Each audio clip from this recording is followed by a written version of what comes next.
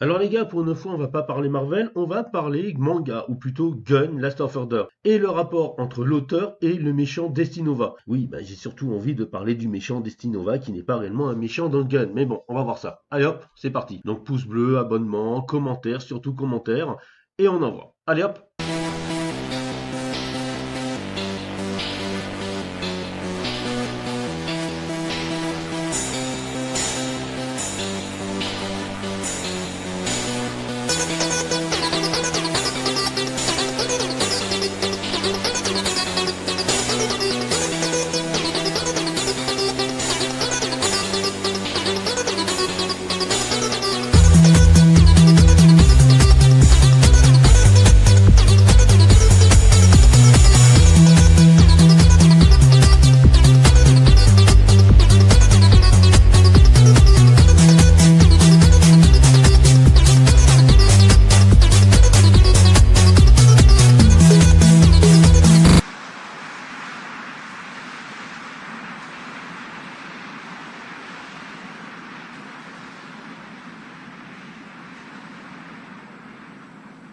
Donc, au titre et à l'intro, vous avez parfaitement compris qu'on ne va pas parler de Marvel, mais plutôt de Destinova, donc un personnage de Gun. Personnage plutôt important parce que justement, bah, sans lui, le scénario n'a aucune raison d'être.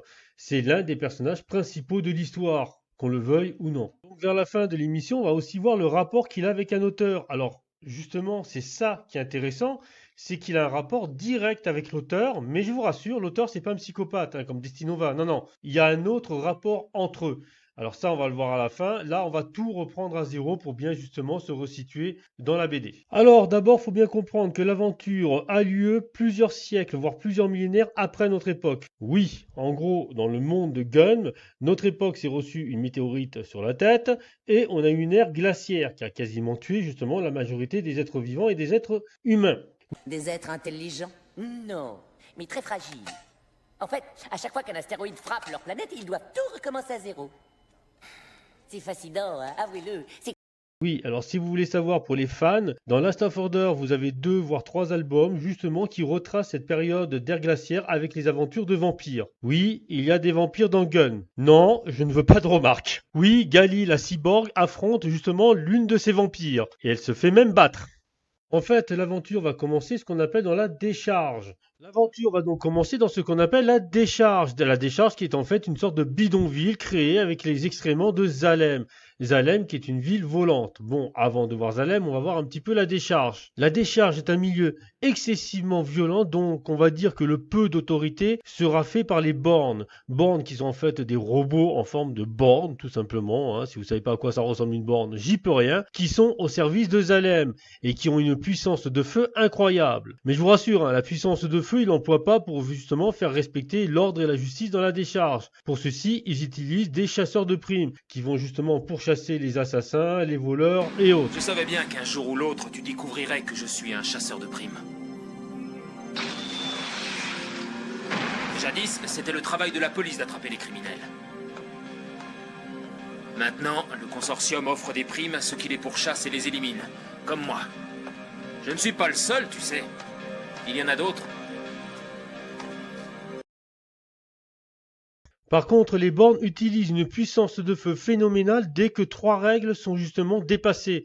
Donc la première règle, il est interdit d'avoir une arme feu. Oui, oui, les robots peuvent en avoir, mais qui que ce soit, c'est interdit. Même les chasseurs de tête emploient des couteaux ou autres pour se défendre. Il est strictement interdit d'être armé d'une arme de létale qui envoie des projectiles. Deuxième règle, il est interdit de voler. Non, non. Toute créature volante ou justement tout engin volant est directement détruit. Et c'est pour ça que dans Zalem, justement, il n'y a pas un seul oiseau. Même pour les fans de la bande dessinée, à un certain moment, vous avez une séquence dans la bande dessinée où un enfant va délivrer son oiseau de la cage et un robot va abattre l'oiseau dès qu'il sera en plein vol. Et là, justement, son père va lui expliquer qu'il est interdit de libérer les oiseaux sous peine d'être exécuté. Oui, le père, c'est Destinova, hein, pour ceux qui l'ont pas compris. Et la troisième règle, les bornes n'hésitent pas à agir si Zalem est en danger. Non, non. Si la ville flottante en haut est en danger, là, par contre, ils sortent les chars d'assaut, les mitraillettes, tout ce que vous voulez. Hein. Maintenant, la population peut rester où elle est, c'est très bien. Bon, ben bien sûr, la population est constituée à la fois d'humains et de cyborgs. Pour ceux qui ne savent pas ce que c'est qu'un cyborg, eh ben un cyborg, c'est quelqu'un qui a troqué une partie de son corps humain contre justement des pièces mécaniques. Alors par contre, le niveau de cyborg dans la décharge va très loin, hein. Non, non, ça va vraiment très loin parce que grosso modo, il y en a certains, ils gardent que le cerveau. La majorité des cyborgs, ils ont plus que le cerveau. Alors quitte à être transformés en robots, ils y vont à fond les mecs, hein. Bon, et pour les petits curieux qui vont me poser la question, mais pourquoi le peuple il se révolte pas? Alors dans une période il va se révolter, mais je vais quand même répondre à la question. Parce que en fait la décharge utilise trois règles essentielles pour justement que le peuple ne se révolte pas. Alors première règle, ben la majorité des citoyens sont bourrés de dettes, voilà. Parce que dès que tu as un accident, ben sans te demander ton avis, ben on te met un bras, une jambe, on te transforme en robot, et du coup tu as des dettes à payer jusqu'à la fin de ta vie. C'est ce qu'on appelle le système du crédit. Deuxième moyen, ben on va dire les médias ou le sport, donc la détente. Non, non, la détente dans les milieux pauvres est très important. Alors ça se fait avec du sport très violent. Alors on a les combats de robots d'arène qui vont, du moins plutôt de cyborgs d'arène qui vont jusqu'à mort, voire le motorball où des joueurs carrément courent après une bouboule tout en se tranchant la tête. Oui, ça va vraiment très loin. Et la troisième raison, c'est l'emploi de chasseurs de tête, donc Hunter Warrior, qui vont en fait calmer tous les petites personnes qui vont tenter de se rebeller. Oui, c'est l'emploi de pauvres qu'on va payer un petit peu plus pour empêcher les plus pauvres de se révolter. Vous avez compris, Zalem fait très bien son travail. Et si par hasard ces trois règles ne fonctionnent plus, ben, je vous rassure, hein, on a les bornes équipées d'armes à feu létales qui calment très vite tout le monde. Bon, par contre, avant de parler de Zalem, on va bien préciser les choses. Je vais spoiler à fond la bande dessinée. Et oui, pour bien vous expliquer Destinova, qui il est, tout ça, je suis obligé de spoiler. Alors attention, si vous restez, c'est que vous êtes au courant, c'est que vous voulez savoir, ne venez pas pleurer après. Allez, c'est parti. Ah, autre point très important, hein, pour ceux qui ne l'ont pas encore compris ou qui n'ont jamais lu la bande dessinée Gun ou Last of Order, l'auteur, rien qu'à le lire, vous comprenez très vite que c'est un très grand fan de science-fiction, de recherche et tout le reste. Dans la bande dessinée, vous êtes bourré de petits articles de physique quantique, de physique, de robotique, de génétique. Qui plus est, même dans la BD, dans l'histoire, on voit des clins d'œil à d'autres œuvres de science-fiction. Alors bon, faut pas sortir de Saint-Cyr pour vraiment voir que l'auteur s'intéresse à la science. Allez, on continue. Alors, Zalem est une ville volante. Et ce qui est intéressant, c'est qu'en fait, elle tient dans l'espace. Non, non, je ne plaisante pas. Je vais vous expliquer un petit peu son concept parce que vraiment, ça a été très bien imaginé par l'auteur. En fait, au sommet de Zalem, vous avez trois câbles, ou plutôt trois gros ascenseurs qui vont partir. Alors, le premier va partir à une station orbitale qui va tenir Zalem, qu'on va appeler Géru. Et les deuxièmes vont partir faire la circonférence de la Terre pour aller de l'autre côté de la planète, où se trouve une autre ville volante qui est aussi soutenue par une autre station orbitale. Vous l'avez donc compris, Zalem ne dépend pas de l'attraction terrestre. Alors autour de Zalem se trouvent justement plusieurs tuyaux, d'immenses câbles qu'on pourrait croire justement quand on regarde. Non, non, en fait ce sont des tuyaux d'alimentation. Zalem a peut-être créé la décharge, mais autour de la décharge, vous avez ce qu'on appelle des fermes agricoles. Ces fermes agricoles ou ces mines ou tout ça vont prélever justement la matière première ou créer de la nourriture pour justement fournir Zalem. Parce que même si Zalem a tendance à regarder bien au-dessus sa pauvre population en train de crever la dalle, elle a quand même besoin un petit peu des pauvres pour subvenir à ses besoins. Je ne ferai aucun commentaire sur notre société actuelle. Bon, après, le système justement d'enfance de Zalem nous fait penser un petit peu au roman d'Abdul Huxley, donc dit Le meilleur des mondes. Je vous conseille franchement d'aller le lire, il vaut le coup. Donc dans Zalem, nous n'avons pas de père et de mère. Les enfants naissent artificiellement via on va dire, des cellules souches. Une fois arrivés à un certain âge, on les met en place chez des tuteurs. Donc des personnes qui n'ont aucun rapport avec lui, mais qui vont s'en occuper comme si c'était ses parents. La majorité des habitants de Zalem sont des scientifiques, des techniciens de grand niveau et des ingénieurs. Oui, là-bas on n'a pas de pauvres, on n'a pas de sous-métiers, hein. Alors, toutes les tâches ingrates partant de la sécurité jusqu'à l'entretien du bâtiment sont effectuées justement par des robots. Robots qui vont justement, on va dire, s'occuper de Zalem, surveiller la population pour voir si elle va bien, etc., etc.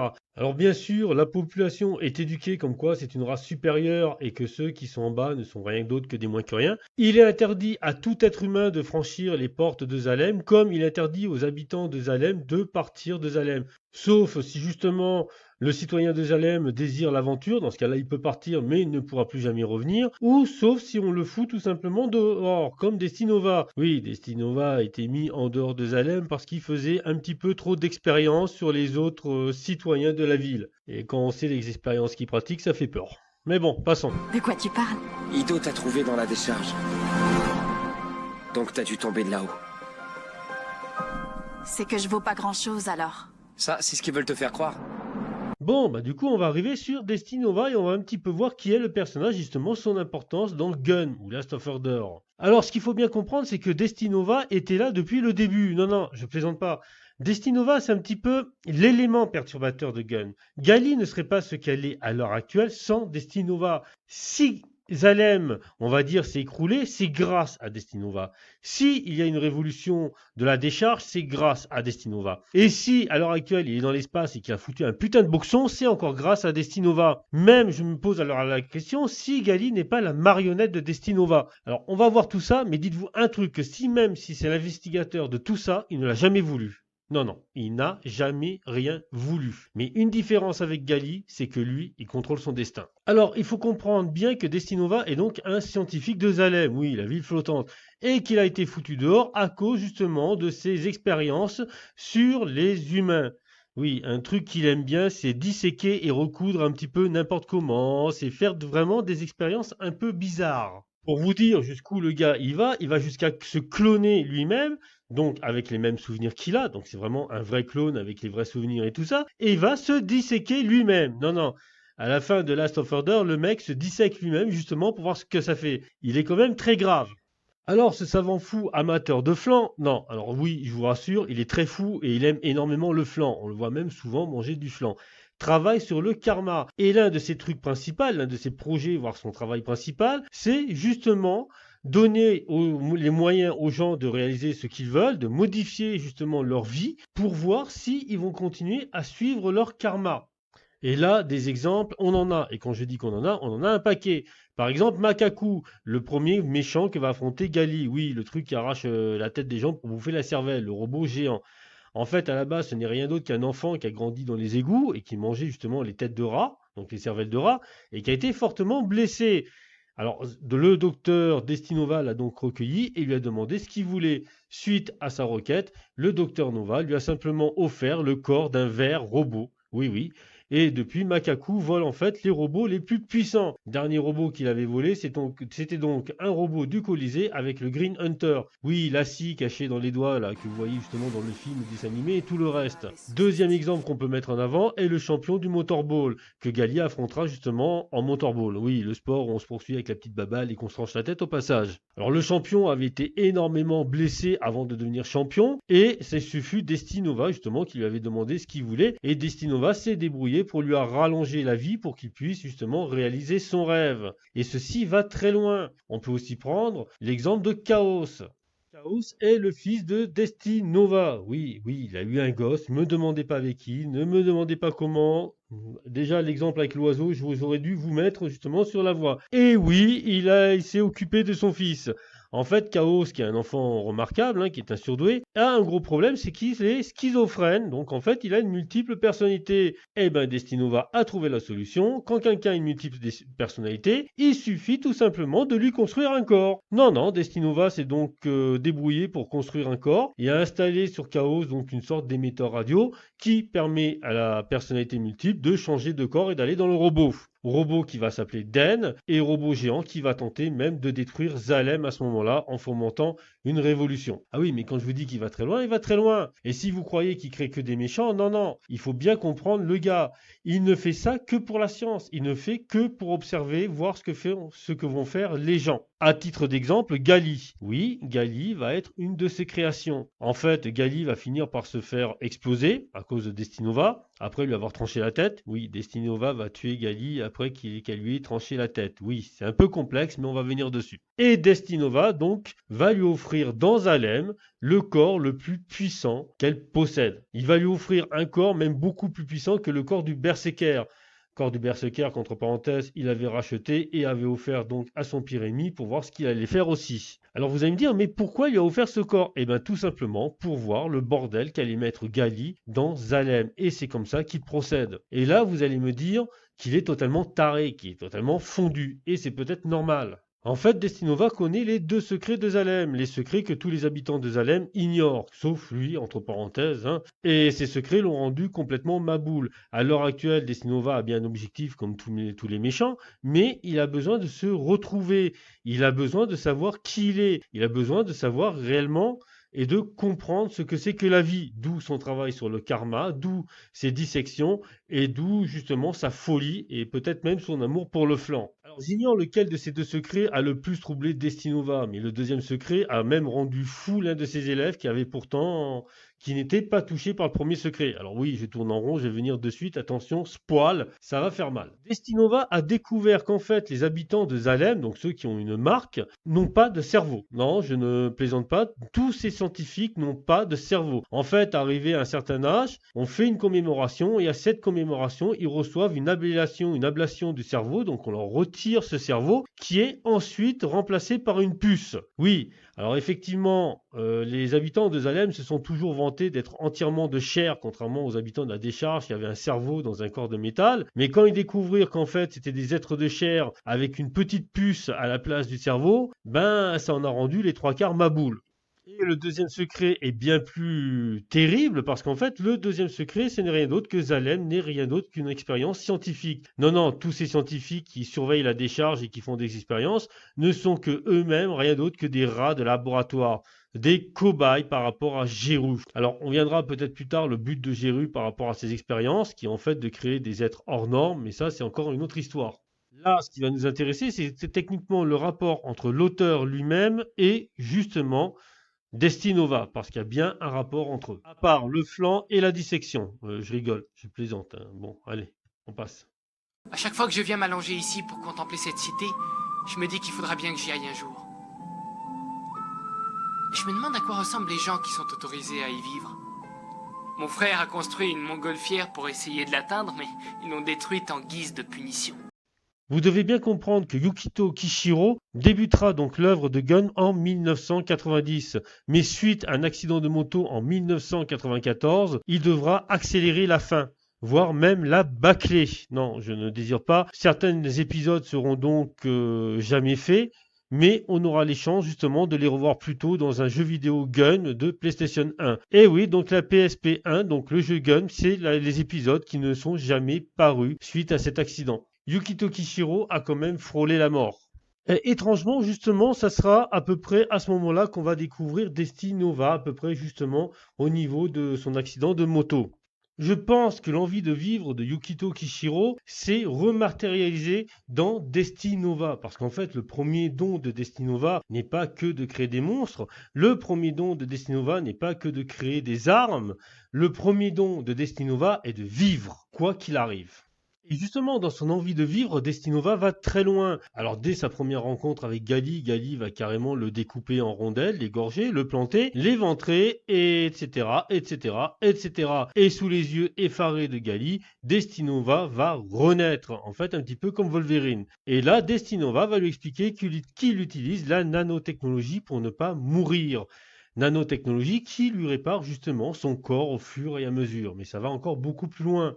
Comme je l'ai dit, l'un des secrets des Zalem, c'est que les habitants de Zalem ont une puce dans le cerveau. Eh ben, Destinova s'est caché une puce de cerveau dans son propre ventre. Non, non, il a un cerveau dans son ventre, hein, c'est un petit peu humoristique, juste au-dessus de la ceinture, pas en dessous, ça change, c'est un homme. Et quand Gali l'a décapité, eh ben, ce fut l'autre puce qui, justement, prit en compte les données. Et il va aller vraiment très loin, parce qu'à la fin de Last of Order, de quelque façon qu'on le tue, ben, il repop aléatoirement quelque part. Non, le mec, il repop aléatoirement quelque part. Faut bien comprendre un truc, Destinova est un monstre, Destinova va tuer des innocents, découper des enfants, faire des trucs horribles, mais ses 2 priorités dans la vie, et même Gali va s'en apercevoir quand ils vont monter sur Géru, c'est de vivre et d'être libre. Destinova n'a pas envie d'être justement, de dépendre d'un gouvernement qui lui dit quoi faire, et il n'a pas envie non plus de mourir. Destinova veut juste vivre dans un monde merveilleux. Et lui-même le dira, ça a l'air un peu ballot, mais il désire créer un monde où tout le monde est heureux. Oui, bon, peut-être pas en disséquant les gens, soit, mais voilà. Il y aura même des machines qui pourront donc reconstituer les gens qu'il a tués. Non, il y aura des machines qui pourront faire revivre les gens morts à la fin de Last of Order. Alors, cette envie de vivre dans un monde de violence et de massacre, c'est quand même très philosophique. Et je pense que c'est ça qu'on ressent dans l'œuvre elle-même. Une envie de vivre, mais aussi une envie de liberté, de vie tranquille. Alors techniquement, je n'ai pas vu Alita Battle Angel et j'ai hâte que le film sorte en DVD pour le voir. Alors voilà, je vous ai carrément utilisé mes connaissances de bande dessinée. J'ai sorti toute la collection à côté de moi. Si vous avez aimé, pouce bleu, abonnement et surtout commentez. C'est ce qui m'intéresse le plus. Allez, ciao, bye bye et bonsoir. Voilà. Ciao, bye bye.